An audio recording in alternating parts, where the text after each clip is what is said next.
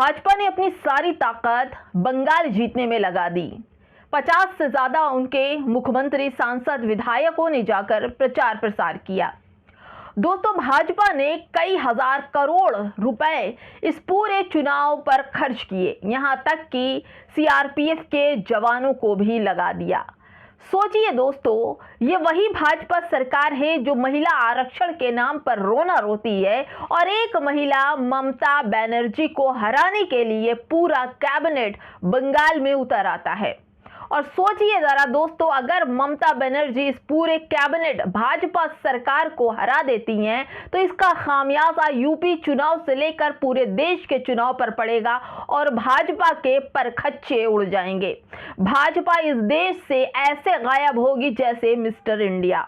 दोस्तों, पूरी खबर आप तक बताने जा रही हूं, कैसे भाजपा सरकार बंगाल में उतरकर नरेंद्र मोदी की सरकार पूरा साम दाम दंड भेद लगाकर भी भाजपा बंगाल की धरती से ममता बनर्जी को उखाड़ पाएगी या नहीं, ये तो आने वाला समय ही बताएगा। नमस्कार, आप देख रहे हैं बामसेफ न्यूज और मैं हूं आपके साथ शैला। दोस्तों, बंगाल का चुनाव बड़ा ही इंटरेस्टिंग था। चुनाव से पहले ही कई गतिविधियां सामने आई थी, चाहे आप ईवीएम की बात कर लीजिए, मंत्रियों के प्रचार प्रसार की बात कर लिए, भाजपा हर तरह से बंगाल जीत लेना चाहती थी। दोस्तों, भाजपा ने अपनी पूरी ताकत इस तरह से बंगाल को जीतने में खर्च करी है। दोस्तों, ताकत के साथ में रुपया पैसा भी खूब खर्च किया है भाजपा ने। आपको बताऊं कि एक महिला जो मामूली सी साड़ी पहनती है, सूती सफेद साड़ी, जो दिखने में बिल्कुल ही सिंपल, दुबली पतली और तरीके याफ्ता से, उनके पैरों में वो चप्पलें होती हैं जो आम मजदूर पहनता है, उन चप्पलों और सूती साड़ियों में लिपटी ये ममता बनर्जी हैं, जो एक बंगाल की सीएम है, जिनके चाहने वालों की कमी नहीं है बंगाल में। ममता बनर्जी के एक आह्वान पर वहां की जनता ममता बनर्जी के लिए शौक से वोट करती है और कई बार की मुख्यमंत्री रह चुकी हैं। लेकिन इस बार का चुनाव काफी इंटरेस्टिंग था। इस बार भाजपा के प्रधानमंत्री नरेंद्र मोदी ने एक ऐसी चाल चली जिसमें सोचा था कि हम बंगाल की मुख्यमंत्री को फंसा देंगे, लेकिन ममता बनर्जी पढ़ी लिखी समझदार महिला हैं।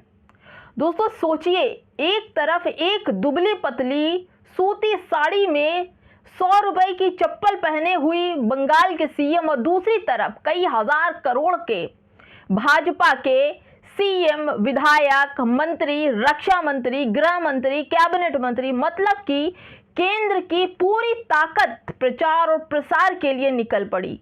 दोस्तों, यही नहीं, ममता बनर्जी ने खुद कहा है कि भाजपा बंगाल जीतने के लिए जो पैसे खर्च कर रही है उसमें जो 100,000 करोड़ रुपए की लागत लगाई गई है। दोस्तों, ये पैसे भाजपा के जेब के हैं क्या जो बंगाल में खर्च हुए हैं? ये वो पैसे हैं जो जनता की गाढ़ी कमाई के पैसे हैं, जनता के मजदूरों के पैसे हैं जो भाजपा अपने चुनाव में खर्च कर रही है। भाजपा ने जिस तरह से गरीबों, दलितों के पैसे के चुनाव से जीतने के लिए खूब पैसे वहां खर्च किए, खूब पैसे बांटे गए, खूब पैसे प्रचार प्रसार, गाड़ियां, बंगला और हेलीकॉप्टर, फूल माला, सजावट, रोड शो पर खर्च किए हैं। दोस्तों, आपको बताऊं, ममता बनर्जी ने साफ कहा कि प्रधानमंत्री नरेंद्र मोदी ने कई हजार करोड़ रुपए इस चुनाव प्रसार पर खर्च किए। दोस्तों, यही नहीं, प्रधानमंत्री इस तरह से चुनाव जीत लेना चाहते हैं कि बंगाल में जो पंडित थे, जो पुजारी थे, उनको भी सड़कों पर ला दिया। यही नहीं दोस्तों, भाजपा के प्रसार प्रचार के लिए वहां पर भगवान के वेश में लोगों की रैलियां निकलवा दी। नरेंद्र मोदी का पोस्टर भगवान जैसे वेशधारण किए हुए लोगों के हाथों में नरेंद्र मोदी की तस्वीर थमा करके गलियों, सड़कों पर निकाल दिया। दोस्तों, भाजपा ने अपने पूरी जान लगा दी, पूरी ताकत लगा दी। दोस्तों, 40 डिग्री की गर्मी में नरेंद्र मोदी ने जिस तरह से लोगों को सड़कों पर उतार दिया, उनकी रैलियों में पैसे देकर लोग आए हुए थे नरेंद्र मोदी की।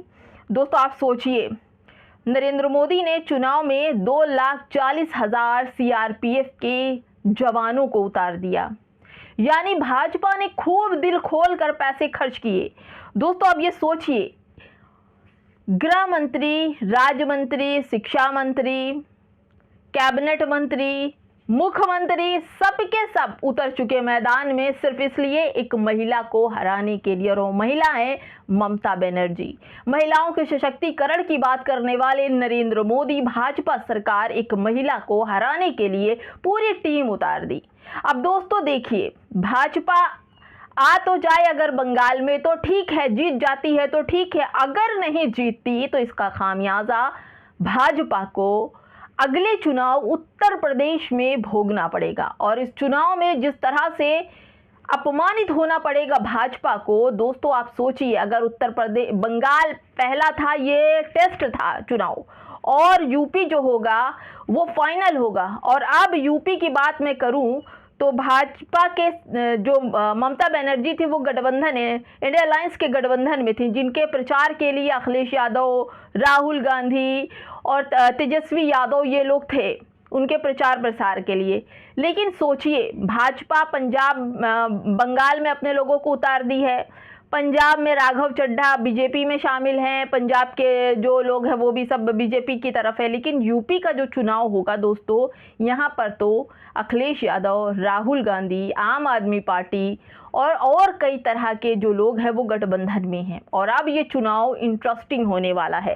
अगर भाजपा बंगाल से हार जाती है तो यहाँ पर अखिलेश यादव और उनके गठबंधन की टीमें मुंह खोले खड़ी हैं, तब भाजपा का क्या होगा। और एक चीज और मैं सबसे अहम बात बताना भूल गई दोस्तों, ये राजनीति है, राजनीति में गठबंधन में कौन आएगा कौन जाएगा ये कोई बता नहीं सकता। दोस्तों ऐसा अनुमान लगाया जा रहा है कि बसपा अखिलेश यादव, राहुल गांधी और आम आदमी की पार्टी में गठबंधन कर लेती है या आ जाती हैं, या किसी तरह से मान मनौता से उन्हें मनाया जा सकता है, तो भाजपा के पहिए, रथ के पहिए, पैर सब उखाड़ फेंकेगी भाजपा का। बसपा की वो ताकत है जो जमीन में एक बार गड़ जाएगी तो जब उठाएगी तो भाजपा जड़ से खत्म हो जाएगी।